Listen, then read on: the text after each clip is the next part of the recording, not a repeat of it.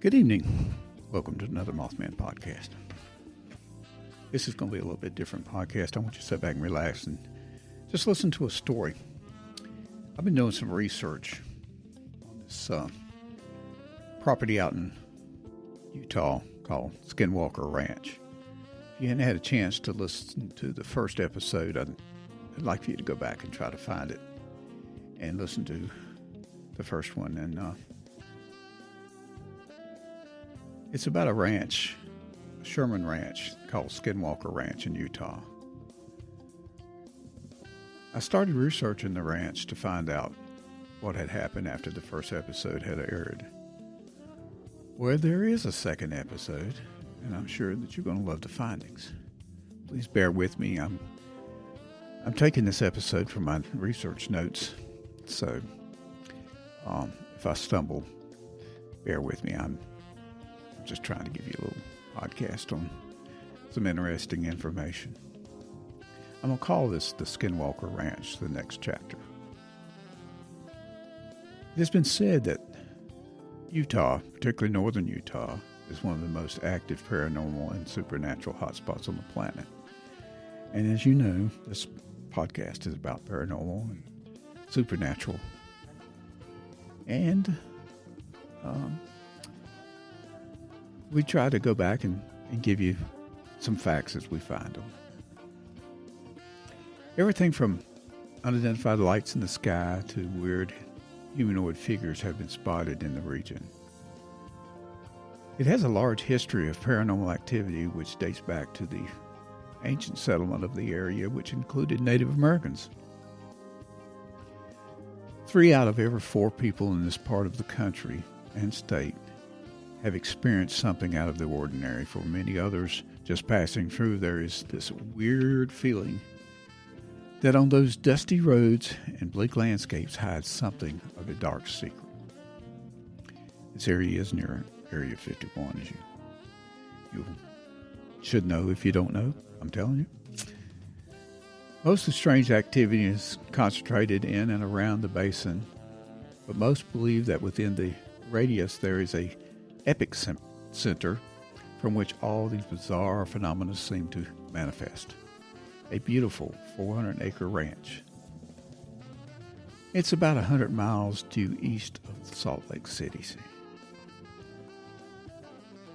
This ranch has been given the nickname Skinwalker by the local residents because of the Native American beliefs who live in that area. They believe that this area is haunted. And even today, the Native Americans are not allowed to set foot on that property. In 1994, this land was purchased by Terry and Gwen Sherman, and they purchased it well under the market price because of the history of that property.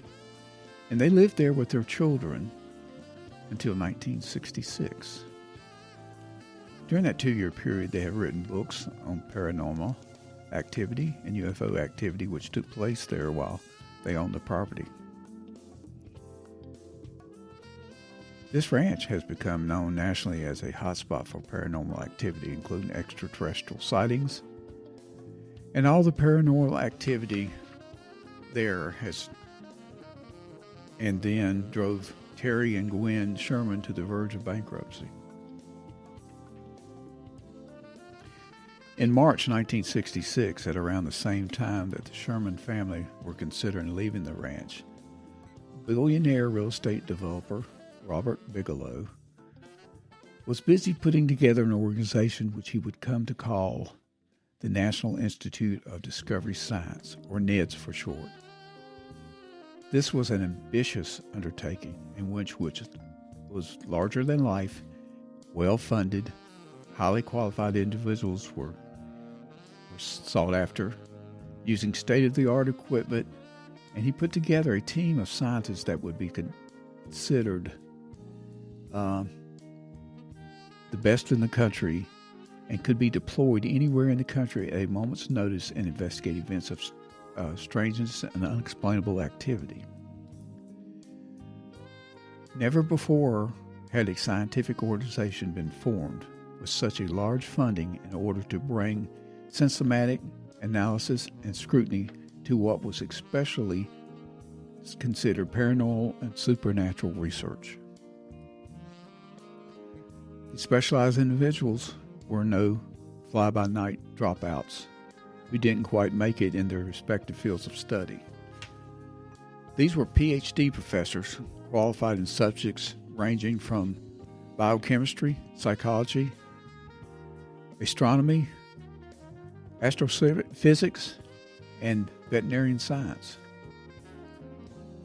Bigelow was careful to recruit only candidates with an open frame of mind, field investigators that would always look for rational explanations first and foremost and leave suspect science at the door. In addition, he also assembled a world-class advisory board, the members of which were handpicked from a wide array of disciplines. This group would evaluate evidence gathered from the field teams and activities. In all, NEDS will comprise more than 25 members, the majority of which were from the scientific community, but would also include security personnel recruited from former military circles. Shortly after NEDS was formed, they heard echoes in the press regarding a small ranch in the north of Utah, which was apparently being visited by UFOs on a regular basis. Terry Sherman regularly approached a local newspaper in the beginning of the year to report strange happenings in and on his property. It was almost like a cry for help. Sherman had long held suspicions that the majority of the activity was somehow related to the secretivity and secrets of the military technology around Area 51. He did not believe in spacemen or any of the details regarding Native American folklore, and he hoped that by bringing attention to the phenomena, whoever was perpetrating it might back off. In the summer of 1966, Bigelow called a team to discuss the case. In many ways, the ranch represented a fascinating opportunity to be considered a laboratory out in the field away from prying eyes. They could study the wide variety of paranormal phenomena that was occurring on a regular basis. Within a matter of weeks, the NIDS team had met with Sherman's family, and after hearing their unbelievable experiences, expressed their interest in purchasing property from them. Of course, Terry's wife and children were desperate to move and would have been happy never to set foot on the property again. But Terry was a proud man who was not quite ready to leave. He had become very angry about having to be run off of his property and land, especially as he still didn't believe in the paranormal and all the phenomena that was going around. He believed it was something to do with the military activity. However, he had to do what was best for his family, and with hesitation, agreed. Although he did offer to become ranch manager for the NIDS team. He was very interested to see how their investigation would progress and what answers they may find, if only to get some closure from the ordeal he and his family had suffered over the last 2 years. As NED teams of scientists were used to working in lab conditions and didn't know the first thing about running a ranch, they happily accepted his offer to become ranch manager. Along with the property, they also purchased livestock and used it as bait, and Terry also housed some of his own cattle there. By September of that year, NIDS moved their observation trailer and mobile laboratory onto the property. The team consists of 4 scientists, a group of assistant investigators who would be stationed there on the ranch permanently around the clock. along with security personnel. The field team's role was to collect and analyze evidence and then present the monthly evidence that they find to the advisory board.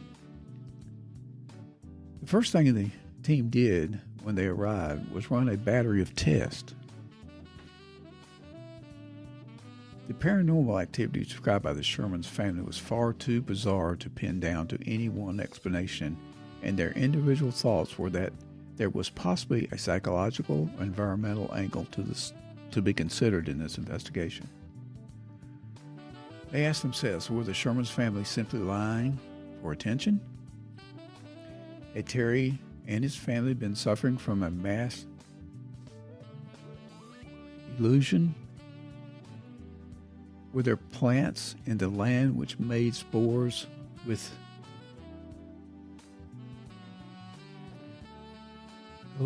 hallucination properties? Was a family water supply being contaminated? Did the ranch have areas with intense electromagnetic fields? Were there any instances of very low or ultra-low frequencies, otherwise known as infrasound? Were there any fault lines running across the property, creating a situation of mid-tectonic stress, which is thought to cause light anomalies and visual hallucinations? The short answer to all these questions was no. Although it would take longer to answer some of these questions than others, especially regarding psychological factors pertaining to the family.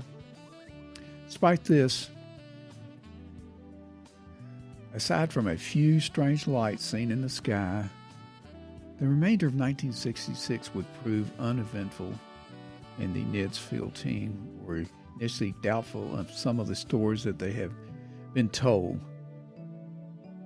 But all that definitely changed in the upcoming year. In fact, the longer the Ned's team spent on the property and the ranch, the more they came to be terrified, and came to the realization that the Sherman family was telling the truth.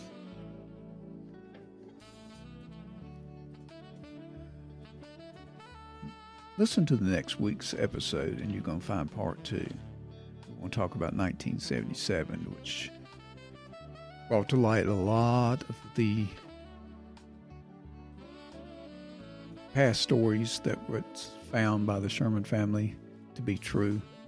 So I look forward to talking to you next week on part 2. Thank you for listening.